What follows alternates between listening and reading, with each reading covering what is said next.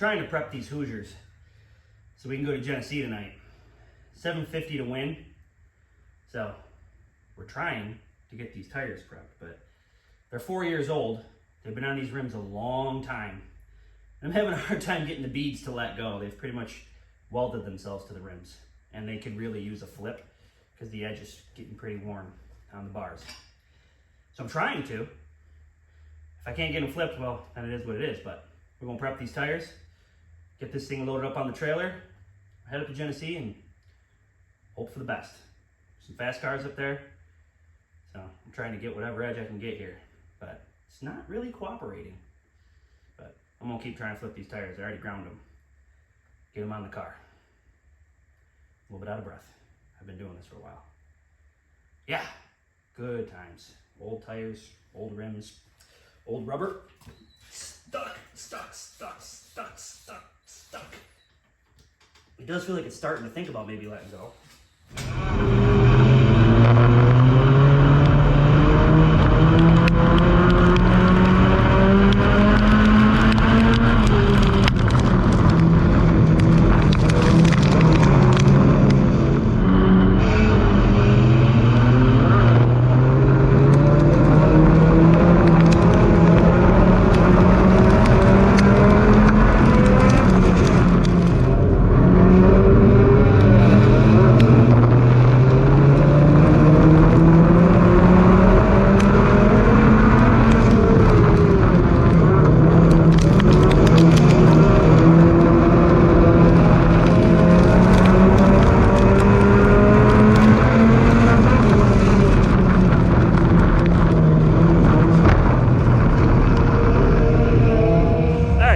Sunday at Genesee Speedway because it rained out on Saturday and they pushed it to Sunday.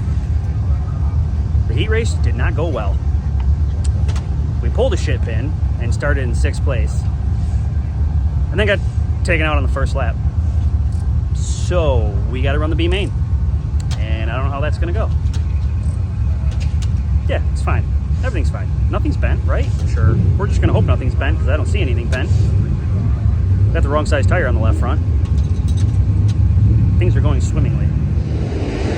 Well, the track decided no B main. So all 26 cars are starting, since only 2 of them wouldn't have made it anyway. We start 25th. Yeah, last row, 25th. We're gonna need all the luck we can get. At the very least, hopefully this makes for some good GoPro footage.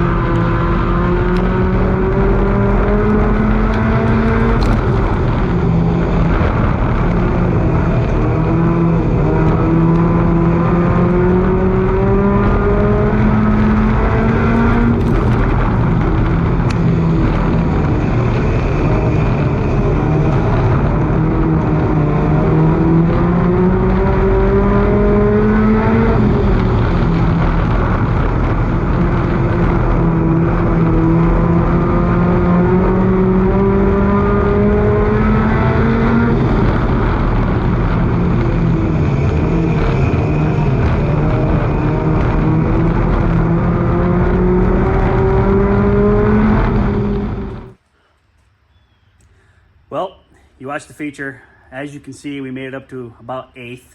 The leader wound up getting DQ'd, so it wound up being 7th, but same pay, so doesn't really matter. In that heat race, you saw the leader jump the start twice from like turn 3.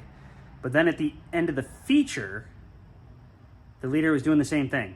Was starting the race in turn 3, and the flagman didn't do anything. So I'm not sure. See, I'm kind of, when I've gone to big SCDRA events, for some reason it's common for them to slowly gain speed down the backstretch and through turn 3, and by the time you hit turn 4 where the start box is, they're almost at full speed. I don't know why the flagmen allow them to do that. I understand why they're doing it, because it's almost always Hondas, and they want to be up in the VTEC when they get to the cone. So I get why the drivers are doing it. And as an Ecotech guy, I'm starting in second gear, and I'm way down in the RPM, so usually I'm pretty boggy on the start.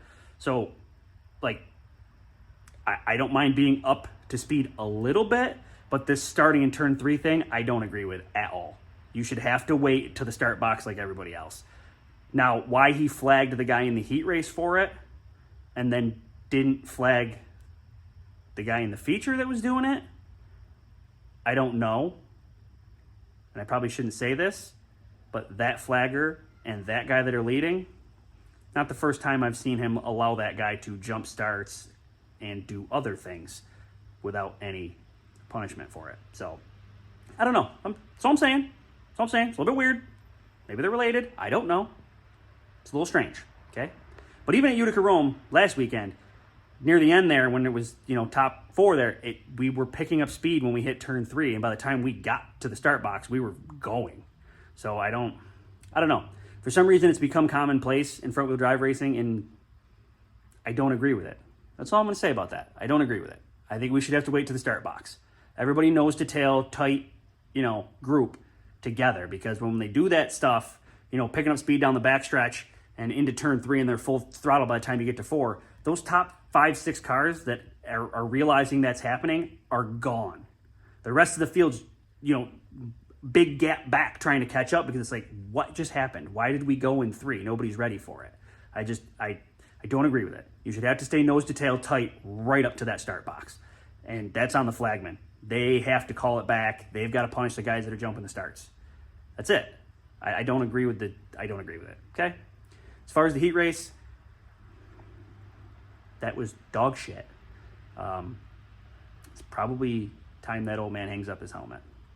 Sorry to say that, but that should not have happened. Period. My night got ruined because of it. So, the car wasn't great. Wasn't good in the feature. It was super tight. I'm not even sure what's bent. I got to get it back here and really take it apart, put a tape measure to it. Visually, nothing seemed majorly bent, and I was very surprised by that because of how hard the hit was. I was really surprised not to find a ton of damage. I had a flat tire, and the suspension parts looked okay. I think the rack might be bent a little bit. It feels like it's got a little tight spot in it, and it knocked the toe out of it. So it definitely bent something. What? I don't know. But it flattened that left front, and that was the only 26.5 I had, so we had to go out in the feature with no stagger, and the car just did not want to turn. It was really tight, and then by the end of the feature, I had a slow leak in the right front from one of those contacts with other cars. So, when I got back to the trailer, I noticed it was soft. I knew it was soft. I could feel it on the track that it was going down.